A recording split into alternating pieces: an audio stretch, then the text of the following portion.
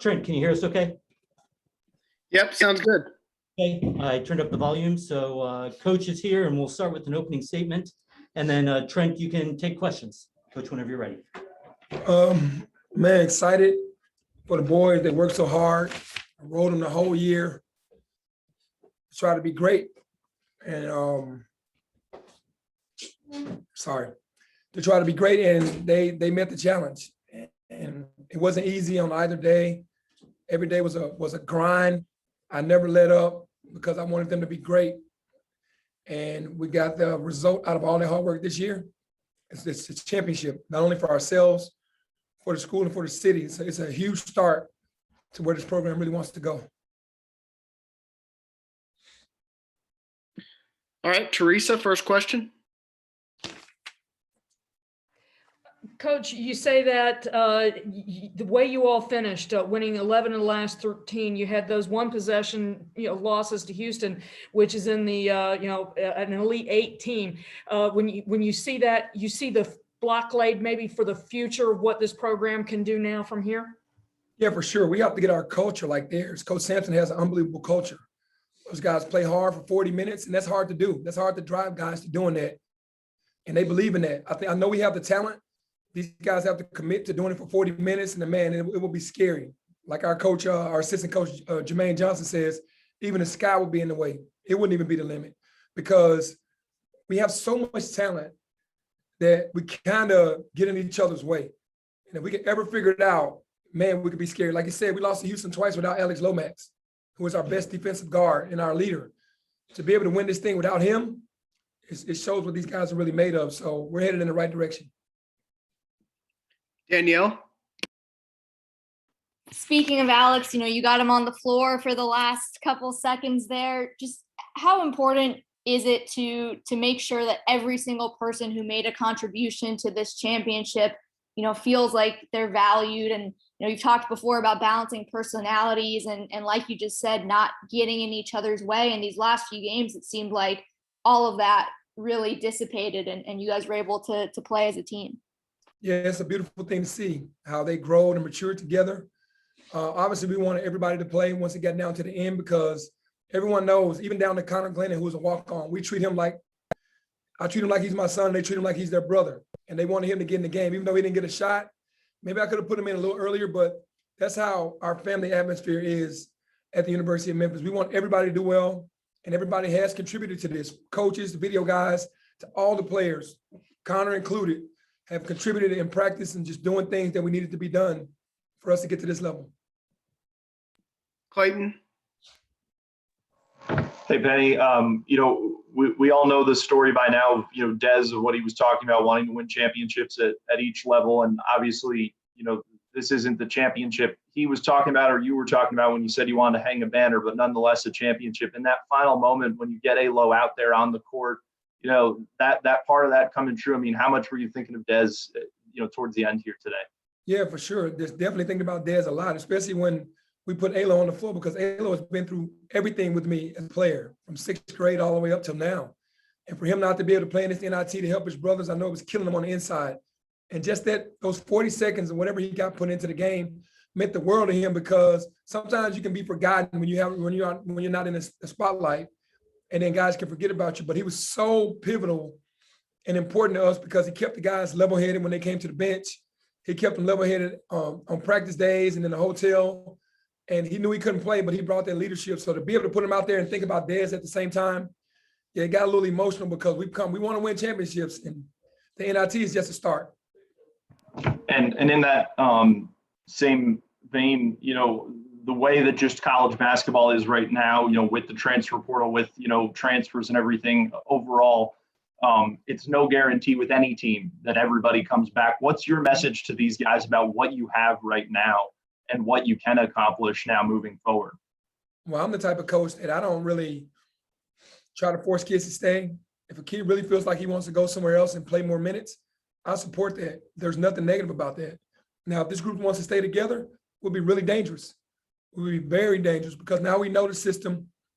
The guys, for the first time this year, they know how I coach. They know what I'm expecting. They know what the culture is. And they know what we have to buy into for us to be champions next year on the next level. Jason?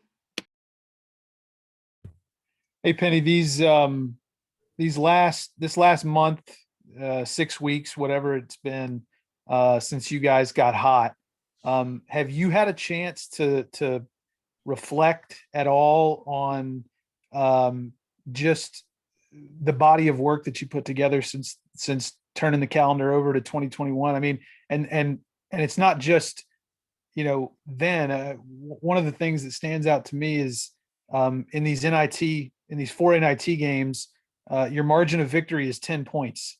Average margin of victory is 10 points. It's been pretty resounding, the success that you guys have had, minus a couple of games against Houston. But just have you had a chance to take stock of how far you guys have come in such a short period of time?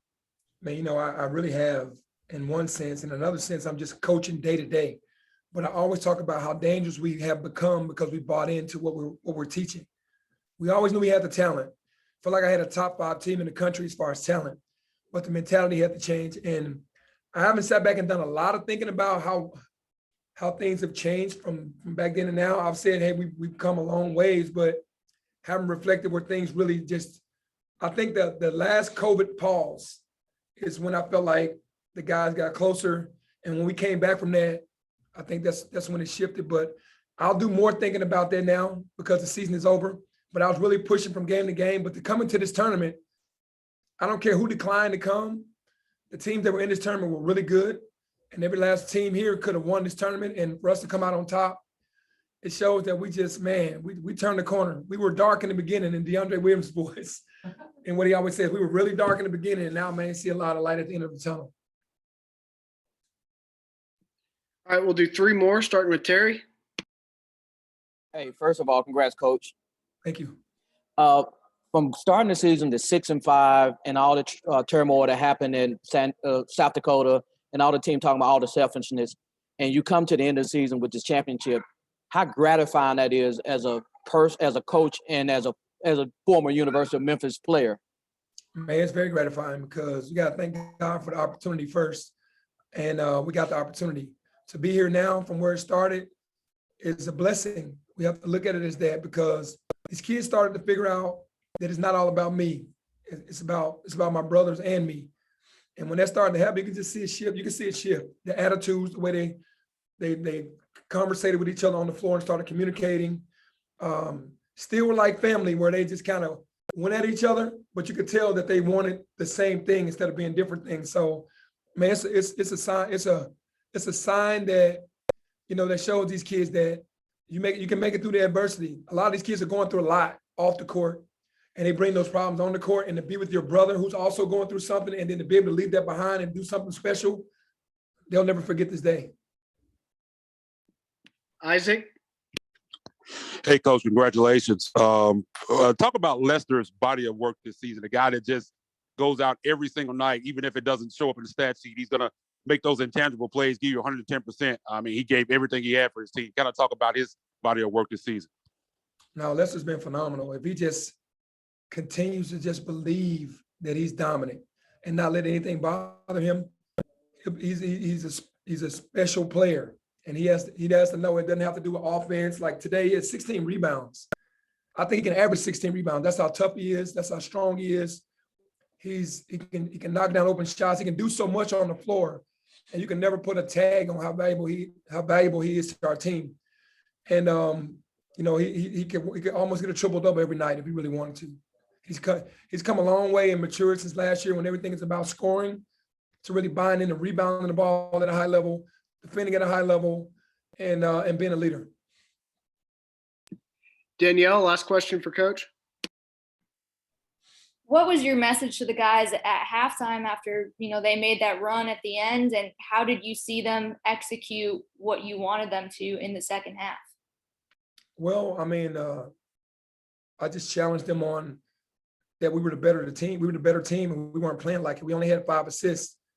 Everybody was trying to go one-on-one, and we weren't playing the way that we played the game before.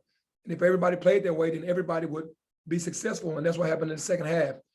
I had no fear that we weren't going to win this game because we had the talent. We just had to bring it together and play the game the way we know how to play. And my message was, it's on you guys because you're prepared. You guys meet up, and then when you go back on the floor, be ready to win a championship. And that's what they did. Is this really a culmination of everything you've been trying to teach them all season? Yeah, for sure. I mean, obviously they don't know always. It's like kids with their parents. You don't know why a parent is getting on you. They don't know why I'm getting on them, or maybe they do and they don't like it. But at the end of the day, I see greatness in every kid on this team. And it's my job to pull it out, whether they like it or not. And now after being champions, maybe they'll reflect on this going back home or over the next 3 months, like, this is the reason why coach really wanted us to come together, because of special things like this. To me, you get the nation watching you in 4 extra games, to put your name out there more, and they get closer to their dreams and their goals of going to the NBA. Then they put Memphis back on the map, because no matter what, you win a championship, you're on national TV, everybody's talking about Memphis now. So maybe they'll start to understand why I'm so tough. Thank you, Coach. Thank you.